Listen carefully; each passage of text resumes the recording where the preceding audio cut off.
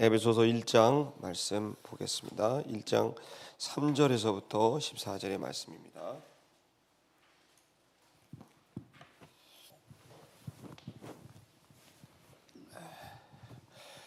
여러분 원전 노트를 이렇게 펴시고 3절부터 14절에 있는 11절의 말씀인데요. 우선 여러분 잠깐 저를 보십시오. 저희들이 어제는 이제 교회에서 가장 중요한 중요한 가치, 은혜와 평강에 대한 말씀을 봤습니다. 은혜와 평강은 인과관계가 있다는 것을 우리가 알죠. 결국에는 이제 평강이라는 건 우리 만족스러운 상태, 우리가 당당하고 우리가 편안하고 전혀 흔들림 바가 없는 그런 안정성을 말합니다. 이 평강이 우리 안에 있을 때 아무리 태풍이 불어도 우리 마음은 평강하고 평온하게 되는, 그리고 어떤 두려운 상황이 와도 전혀 두렵지 않고 마음이 든든히 서 있는 상태가 되는 것, 그게 궁극적으로는 우리의 양심, 더 궁극적으로는 하나님 앞에서 우리가 평안함을 누릴 수 있겠는가. 그것은 그 평안함이 되려면 모든 사람들과의 관계뿐만 아니라 하나님과의 관계에서도 계약 조건들이, 계약이 서로 약속된 것들이 정확하게 지켜질 때 편안함을 누리게 되는 겁니다. 내가 만약에 그 계약을 지키지 않고 그와의 껄끄러운 것이 있다고 한다면 마음이 편안하지 않습니다. 내가 저 사람하고 약속을 했고 저 사람과 좋은 관계로 계속 가기를 바라는데, 근데 내가 이게 그 사람과의 약속, 기대를 내가 제대로 하지 못하면 그 사람 만나는 게 불편하고 또 어렵게 되는 거죠. 사람과의 관계에서도 마찬가지고 교인과의 관계에서도 마찬가지입니다. 쌍방이 불편하게 되죠. 샬롬이 아니라 이것은 불편하고 또 그리고 불안이 되는 거죠. 자, 이 부분을 이제 평강을 주기 위해서 하나님과의 관계에서 평강하고 사람들과의 관계에서 또 자연의 관계에서 평강하고 또 나 자신과의 관계에서도 평강하게 되는 이 모든 관계에서의 평강을 우리가 누리게 하기 위해서 이 계약 조건이 완성시키는 것이 우리가 필요로 하지만, 그러나 우리가 그렇게 하지 못했을 때 이 평강을 위해서 할 수 있는 최고의 일은 은혜를 베푸는 일이다. 그래서 은혜가 아니면 평강할 수가 없는, 은혜를 베푸는 것은 그 계약 조건을 완성시켜 버리는 거예요.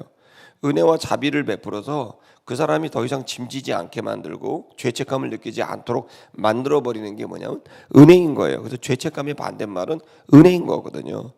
이 은혜가 돼야만 평강이 오게 되고 샬롬이 오게 되고, 그때야 우리는 우리의 영혼도 우리의 모든 관계도 정말 우리가 기대하는 상태가 되게 되는 거죠. 자, 이것이 교회의 가장 중요한 그 가치라고 한다면, 이제 우리가 평강에 힘을 써야 될 게 아니라 먼저 더 신경 써야 될 건 결국에는 평강은 따라오는 결과물이라고 할 수가 있단 말이에요. 우리가 할 수 있는 것은 은혜입니다. 이거는 먹튀라는 말이 있어요. 이제 먹고 이제 튀어버렸다. 여러분 요즘 친구들이 먹튀란 말을 하는데요. 받기만 하고 이제 되갚지 않는 걸 먹튀라 그럽니다. 여러분 은혜가 그런 거예요. 신자들 교회가 생각해야 될 건 하나님으로부터 은혜를 받았어요. 1만 달란트의 빚을 탕감받았단 말이에요. 자, 이러한 은혜를 받았는데 교회가 어떻게 됩니까? 먹튀하면 안 되죠. 하나님께 다시 그 은혜를 갚아드려야 되는 거고, 물론 하나님은 은혜를 베풀었고 자비를 베풀었지만 그렇다고 해서 내가 마음대로 가는 게 아니라 그 은혜와 자비를 베푸는 것에 대한 감사의 마음을 갖고 그 은혜에 보답한 삶을 살아야지 라고 하는 생각을 가지고, 이건 죄책감이 아니라 감사의 마음이고 고마움의 마음이죠. 동시에 은혜를 받았다고 한다면 누군가에게 내가 은혜를 베풀 줄 알아야 되는 거죠. 이게 교회가 가져야 될 가장 중요한 정서라는 겁니다. 그래서 이 교회가 그 부분에 가장 중요한 은혜로운 교회가 되는, 은혜로운 성도가 되는, 자비를 베풀 줄 아는, 그 사람이 내가 기대하는 또 그 사람이 약속한 나와의 그런 계약 조건을 다 이루지 못했다 할지라도 그 사람에게 뭘 베풀어요?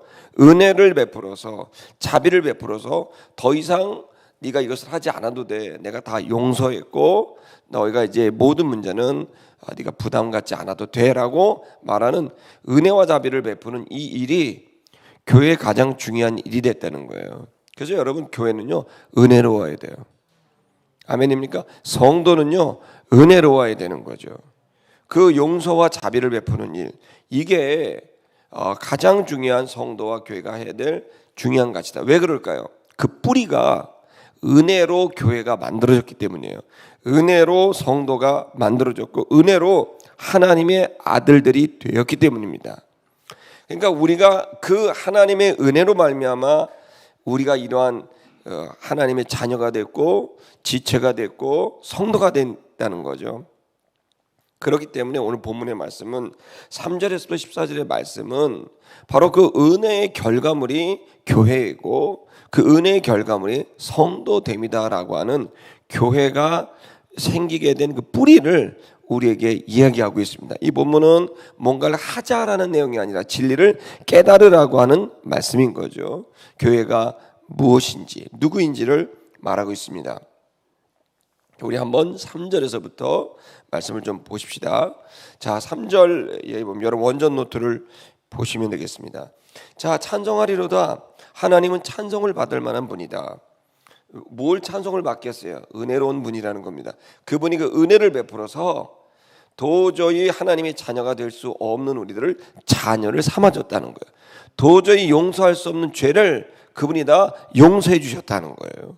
그리고 그걸 어떻게 해요? 단순히 죄 용서한 뿐만 아니라 얼마나 풍성한지 그 은혜가 하나님의 아들들을 만들었다. 나에게 원수된 자, 나를 범죄하고 대적한 자를 용서하는 정도가 아니라 그 대적한 자를 자신의 아들이 되게 할 수 있는 이 은혜와 자비는 찬송받을 만하다라는 것입니다. 이것을 태초부터 계획해놓고 계셨다는 겁니다. 인간을 창조할 때부터 하나님은 계획을 갖고 있었습니다. 그건 이 인간들이 하나님의 자녀로 삼게 하기 위하여 그들에게 하나님과 동일한 정도의 형상으로 지음을 받게 됐을 때 이들이 얼마나 그 속에 형편없이 될 것까지도 알고 계시고 그것을 미리 아시고 하나님의 역사의 예정, 시간의 예정을 통해 하나님의 일을 통해 그리스도 예수를 통하여 그들의 모든 죄를 사하고 그들을 하나님의 아들들이 되게 하는 계획을 예정하신 것입니다. 이 계획이 태초부터 있었다고 얘기하고 있는 거니까 하나님은 우리를 창조할 때부터 아들을 삼으시려고 했었던 것입니다. 아멘. 자, 여러분, 그 아버지께 하나님을 찬송해야 된다라는 겁니다. 더 나아가 뭐라고 말씀하냐면 그 하나님 아버지를 하나님을 아버지라고 표현했습니다. 하나님을 아버지. 왜 아버지라고 표현할까요? 지금 은혜를 얘기하려고 하기 때문에 아버지입니다. 옆집 아저씨는 용서를 안 합니다. 할렐루야. 옆집 아저씨는 용서를 안 하고 똑바로 살으라고 권면할 수는 있겠죠. 그러나 아버지는 아들을 용서할 수 있는 것입니다. 그래서 여기서 하나님을 천부 주인 다 표현할 수 있지만 하나님을 아버지라고 표현한 것에 집중해야 됩니다. 아멘. 자, 그렇다면 여러분, 우리 영적 리더들은 영적 아비가 돼야 됩니다. 아멘. 선생이 되는 것보다도 더 중요한 건 아비가 되는 거예요. 선생은 가르칠 줄 알지만 지도자는 뭔가를 결과를 낼 수 있지만 더 중요한 정서는 아버지가 되는 거예요. 영적인 아비가 됐을 때 은혜와 자비를 베풀 수 있게 되는 것입니다. 그 안에 사랑이 담길 수 있게 되는 거죠.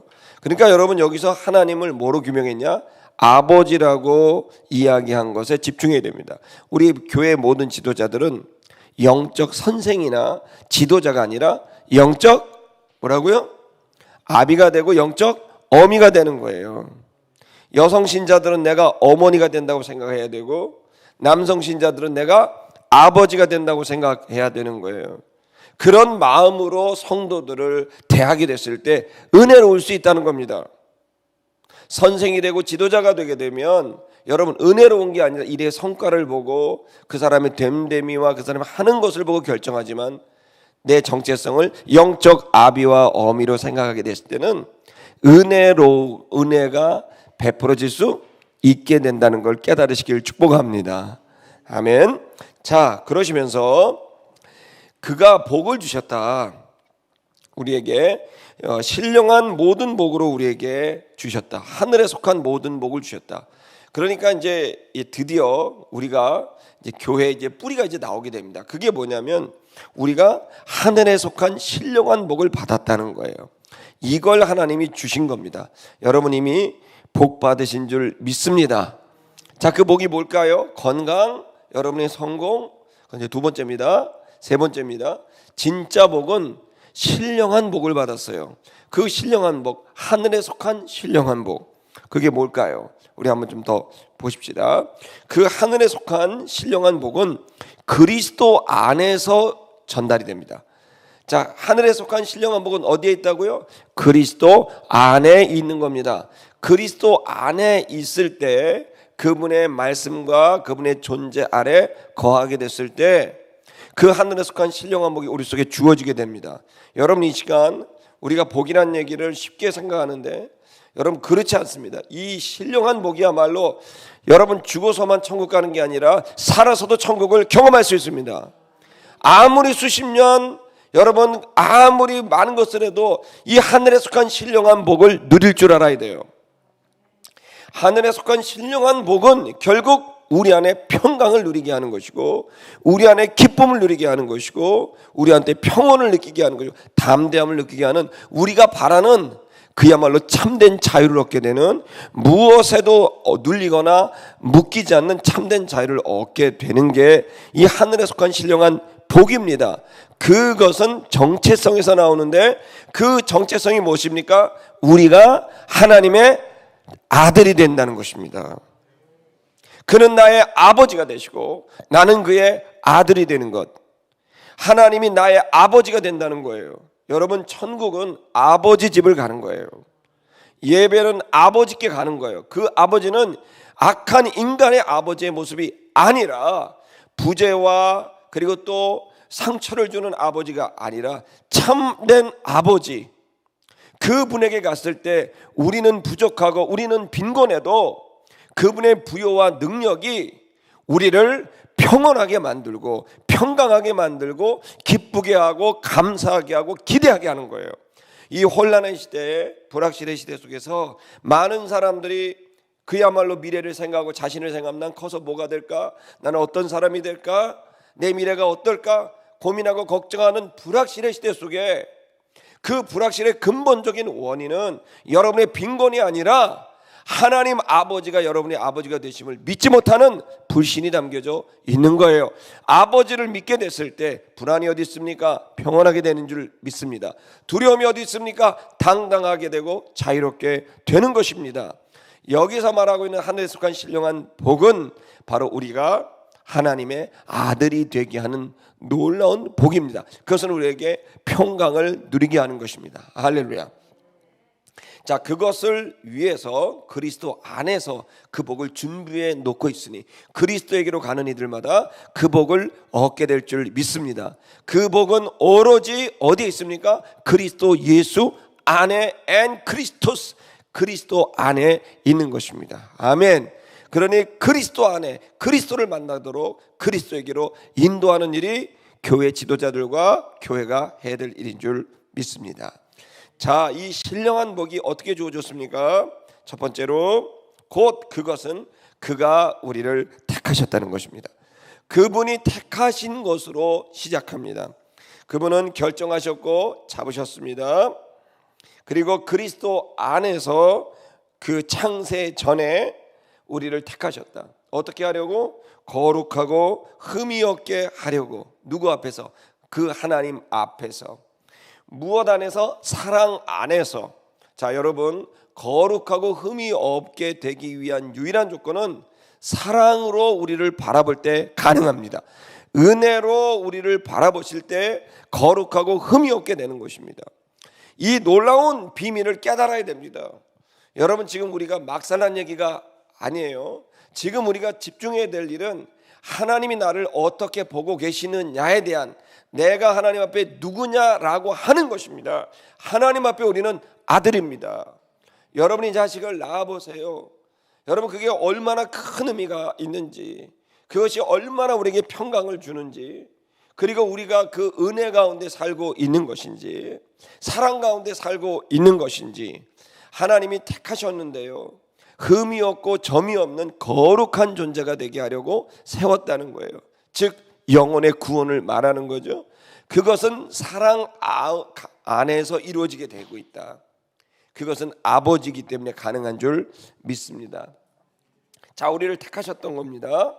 흠이 없고 점이 없게 하는 겁니다. 우리의 불안은 흠이 없고 거룩하지 않기 때문에 불안한 겁니다. 수많은 사람이 그 죄책감에 있는 것은 우리가 흠이 있고, 그리고 또 우리가 거룩하지 못하다는 걸 느끼고 있으니까, 그 계약 조건을 이루지 못하고 있다는 것을 느끼고 있으니까 우리 안에 평안이 있는 게 아니라 두려움이 오게 되고 불안이 오게 되는 것입니다. 그러나 여러분, 이것을 아십시오. 주님이 여러분들을 택하셨습니다. 그리고 양자 삼으셨습니다. 그 양자를 삼으심으로 그 아버지와 아들의 관계로, 우리의 정체성은 완전히 하나님과의 관계는 신과 피조물의 관계가 아니라 아버지와 아들의 관계로 완전히 정체성이 바뀌었다는 사실을 믿으시기 바랍니다. 이 변화를 믿는 것, 이 내 정체성이 바뀌었다고 믿을 때 뭐가 돼요? 평강이 올 수가 있는 거예요. 우리는 다리 밑에, 예를 들어 다리 밑에 있었던 거지들입니다. 날마다 하루 벌어 하루 먹는 하루살이 같았던 인생들입니다. 내가 여기서 하루 구걸하고 내가 하지 않으면 먹지 못한다라는 불안 속에 살고 있는 거지입니다. 그러다 어느 날 왕이 그 거지를 보고 택하사 그를 택하여 나의 아들이라고 명령하게 됐을 때, 그 거지가 내가 어떻게 왕의 아들, 왕자가 될 수 있는가 스스로 생각을 하지 못하지만, 본인이 그것을 믿게 됐을 때, 본인이 그걸 어떻게 됐을 때요? 믿게 됐을 때, 내가 왕의 아들이구나라는 걸 믿게 됐을 때, 그때 진정으로 왕궁에 들어갔을 때 평안한 게 아니라 그 왕의 아들이 됐다고 믿게 됐을 때 뭐가 생겨요? 평강이 생기는 거예요. 왕의 아들이 됐다는 유일한 근거는 왕이 은혜를 베풀었다는 거예요. 그 사실을 믿게 됐을 때, 어떻게 됐을 때요? 믿게 됐을 때 평강이 생기는 거예요. 하나님과 나와의 관계가 바뀌었고 나의 신분이 바뀌었다고 믿게 됐을 때, 예수가 죽으실 때 나의 옛사람은 죽었다고 믿게 됐을 때, 예수가 부활할 때 새 생명, 하나님의 아들로 새로운 생명이 왔다고 하는 것을 믿게 됐을 때 드디어 우리는 평강이 생길 수가 있게 됩니다. 이걸 여러분 하늘에 속한 신령한 복이라는 거예요. 그래서 이 사람은 너무나 어렵고 힘든 상황에서도 그 평강을 잃지 않고 감사와 기쁨을 누리며 살 수 있게 됩니다. 어떤 사람들은 왕궁에 왔고 아무리 하나님 넌 내 아들이야 그래도 자기는 아들이라고 생각하지 않고 여전히 하루살이 거지라고 믿게 되면 왕자의 주시는 평강이나 기쁨은 누리지 못하고 살아가게 되는 거예요. 여러분 믿으시기 바랍니다. 진리를 믿으시기 바랍니다. 복음을 믿으시기 바랍니다. 이 기쁜 소식을 믿으세요. 여러분은 하나님의 아들들이 되었습니다. 이 예수의 죽으심의 의미, 부활의 의미를 믿게 됐을 때 이제 나는 옛 자연인은 죽었고 나의 정체성은 바뀌었다고 믿게 됐을 때 드디어 우리는 평강을 누리고 기쁨을 누릴 수 있습니다. 자, 이 택하신 것은 무엇입니까? 택하실 때 예정됐기 때문에 택했다라고 말하고 있습니다. 예정은 주어를 수식하고 있습니다. 미리 결정하시고 택하셨다는 거예요. 자, 누구를? 우리를 했습니다. 뭐가 되게 하려고? 아들들이 되게 하려고 예정했다. 그러니까 하나님이 택하신 목적은 한 가지입니다. 우리를 아들들이 되게 하려고 하는 거예요. 한마디로 하나님은 지금 양자 입양 중입니다. 할렐루야. 지금 하나님은 양자 입양 중이에요. 그거를 예정하시고 택하여 주셨다는 겁니다. 그 양자 입양의 유일한 근거는 그리스도 안에 들어오면 내 양자야 라고 결정을 하신 계획인 거예요. 이게 복음인 겁니다. 그리스도 예수 그분 안에 생명이 있고 구원이 있고 아들됨이 있습니다. 그리스도 예수 안에 하늘에 속한 신령한 복이 있습니다. 그 속에 우리의 신분은 바뀌게 되는 일이 그리스도 안에 있다는 거예요. 그분 안에. 그러면 여러분, 이 그분 안에 있는 풍요로운 생명의 역사를 여러분 누리게 되기를 축복합니다. 이 일은, 아들들이 되게 하는 일은 그의 기쁘신 뜻이었다는 거예요. 그가 기뻐하시고 그가 좋아했던 뜻이라는 거예요. 그러니까 하나님은 지금도 당신의 아들들을 세우기를 원하고 이걸 기뻐한다는 거예요. 내가 정말 아들이 되게 할까 말까 고민하시는 게 아니라, 여러분, 기쁜 소식을 전합니다. 하나님이 여러분을 싫어하지 않아요. 이게 기쁜 소식이에요. 하나님이 여러분을 당신의 아들로 삼는 걸 기뻐하신다고 여기에 기록되어 있어요. 그러니까 여러분이 부족해도, 하나님의 아들됨에 대한 부담이 생겨도, 여러분, 하나님이 여러분을 기뻐합니다. 자, 왜 기뻐할까요? 기대하시기 때문이에요. 뭘 기대하십니까? 그것은 되게 하려 함이라. 그의 은혜의 영광을 찬미하게 할 것. 하나님이 너무 기뻐하는 것은, 여러분, 하나님도 칭찬을 기뻐하십니다. 할렐루야. 여러분, 하나님을 마음껏 칭찬해 드리세요. 아멘. 여러분, 그 하나님께 칭찬하는데 뭘 그렇게 찬미합니까? 은혜의 영광입니다.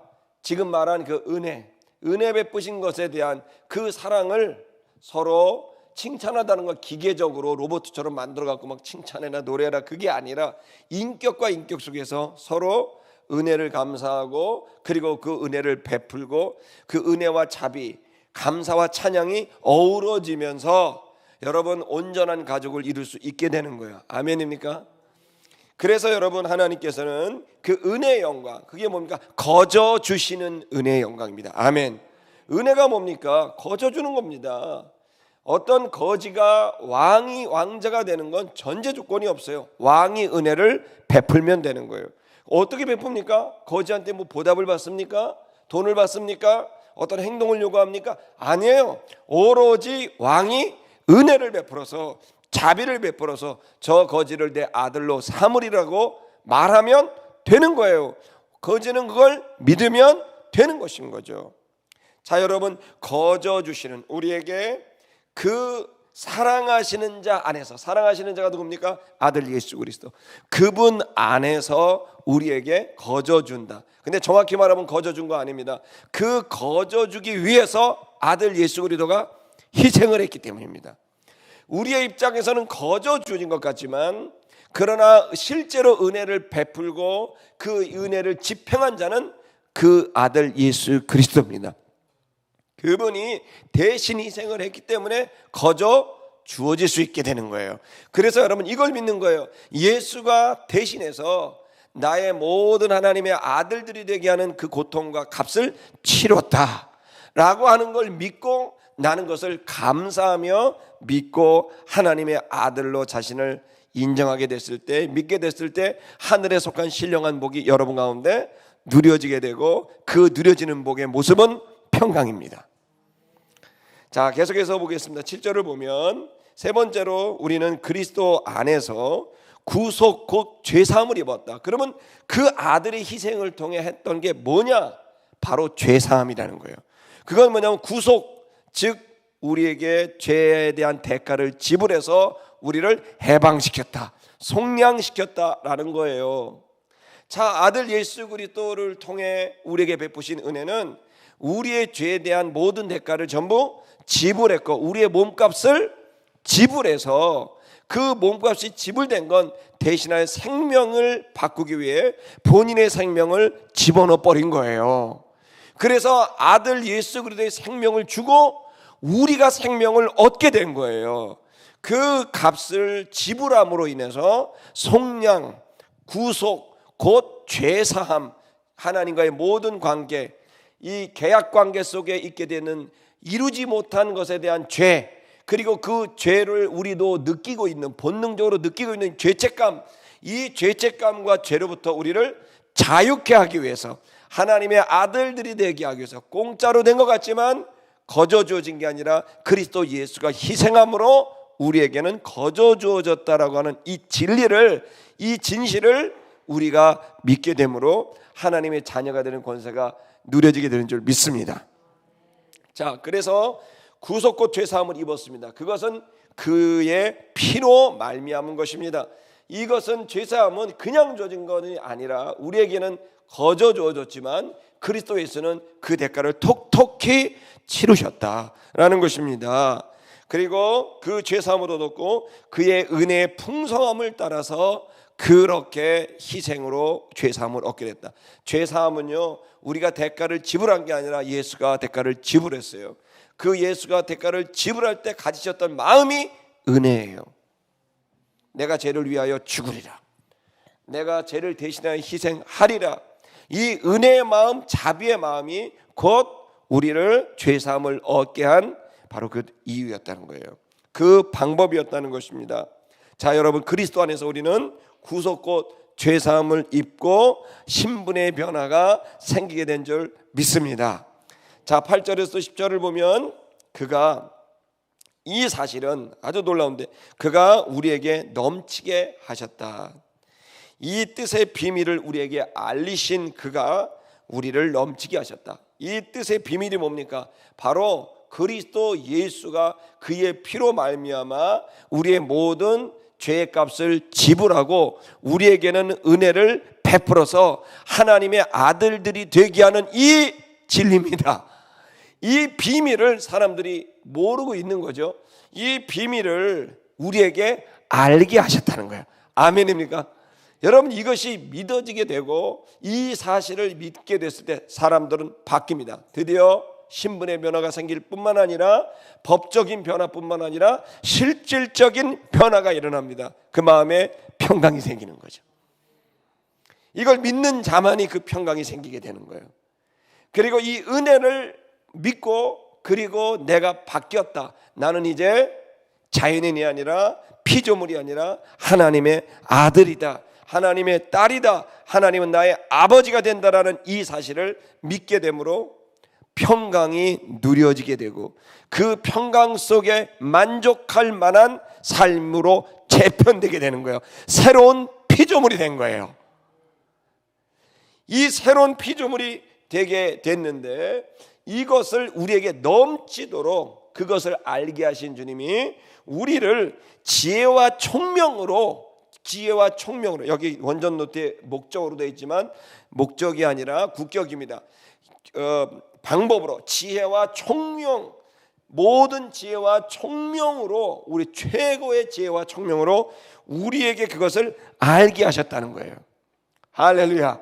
여러분, 그러니까 우리가 지금 그냥 믿은 게 아니라, 믿음은요 지적인 영역이에요.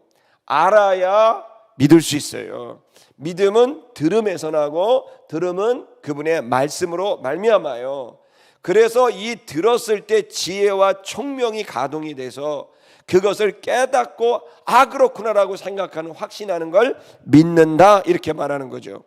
자, 여러분에게 설명한 은혜, 그리고 예수 그리스도의 희생, 그것을 통한 신분의 변화, 하나님의 아들들이 되는, 이것은 어떤 조건이 아니라 주님의 전적인 선택이었다라고 하는 이 사실이 여러분에게 들려지게 됐을 때 지혜와 총명이 여러분을 믿게 하게 하는 건 믿습니다.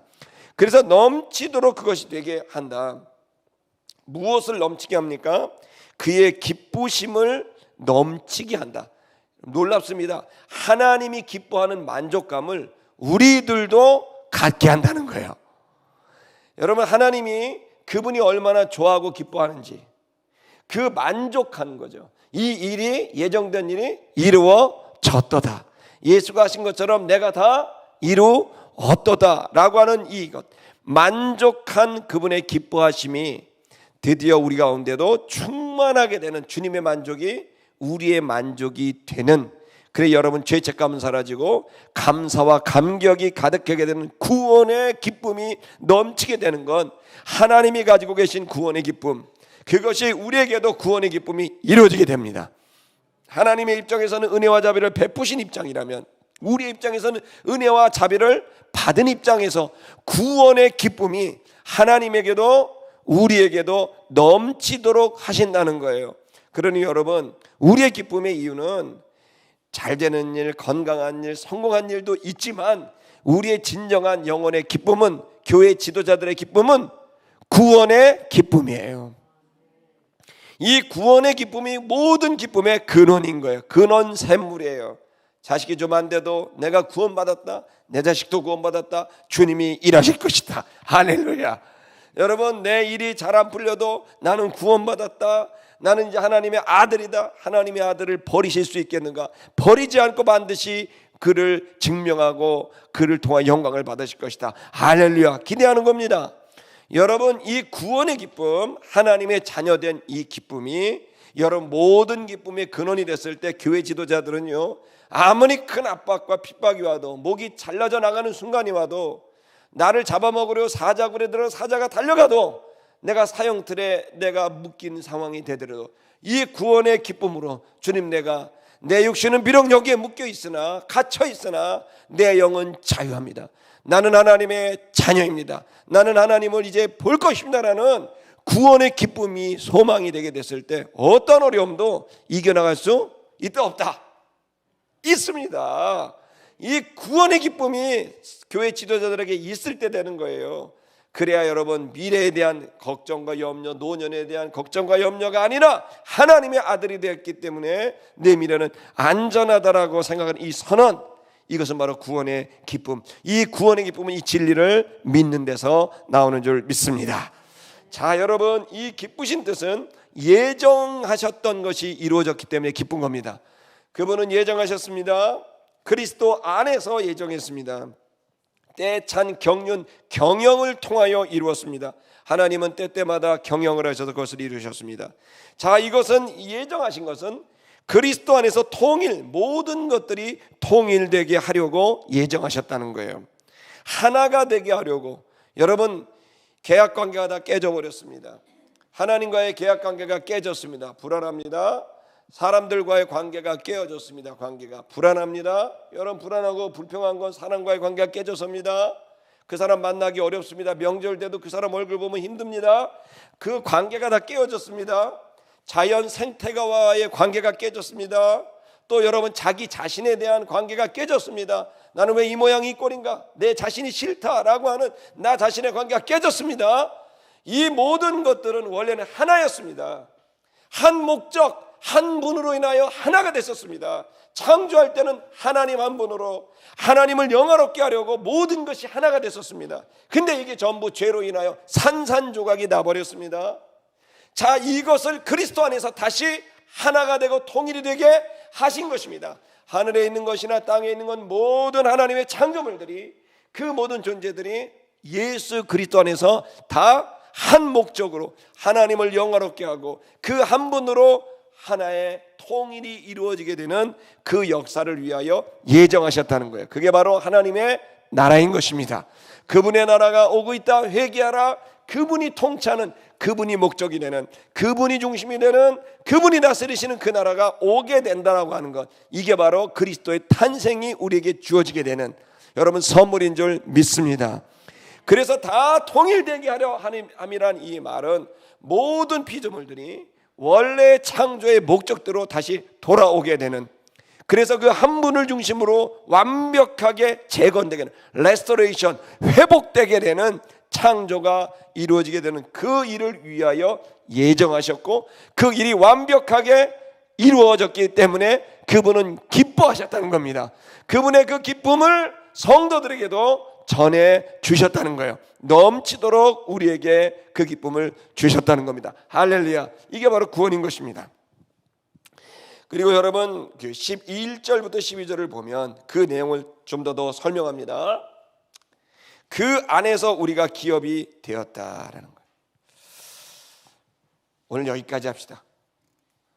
지금 시간이 너무 돼갖고 이러면 우리가 아침을 먹어야 될 수도 있습니다. 그러니까 오늘은 10절까지만 해서, 원래는 더 해야 되는데 지금 이게 새벽 예배가 시간이 별로 없어서, 어쨌든 할렐루야.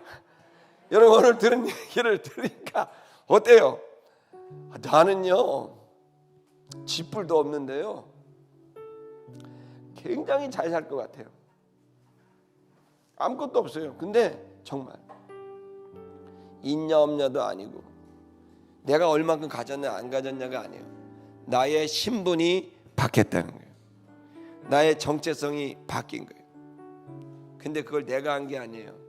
하나님이 나를 선택하신 거예요. 그리고 그걸 계획을 다 갖고 있었어. 그리스도 예수 안에 나를 안내하시고 그 안에서 하늘에 속한 신령한 복을 저에게 주신 겁니다.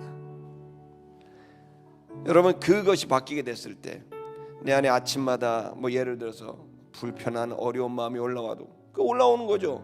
옛날에 육에 속한 나는 자꾸 진리를 안 믿고 내가 중심이 돼서 생각하니까. 근데 여러분, 하늘에 속한 신령한 복이 지혜와 총명을 동원해서 하나님 말씀 진리를 알게 되면 우리 안에 그 불편한 마음들, 죄책감들 다 사라지게 되고 내 안에 깊은 평온이 생기고 평안하다. 내게 강 같은 평안이 있구나. 내게 넘치는 샘솟는 기쁨이 있구나. 내가 주님의 아들이 됐다. 이 말이 되냐? 내가 어떻게 주님의 아들이 되냐? 이 구원의 기쁨과 감격이 우리들을 가게 하고 그 구원받은 하나님의 아들들, 은혜와 자비를 입은 아들들이 교회입니다. 여러분, 저와 여러분에게 다시 한번 오늘 한 날을 살아갈 때 그리스도 안에 있는 구원을 위한 하나님의 복, 그 결과물이 성도고 교회입니다. 여러분, 저와 여러분이 이 시간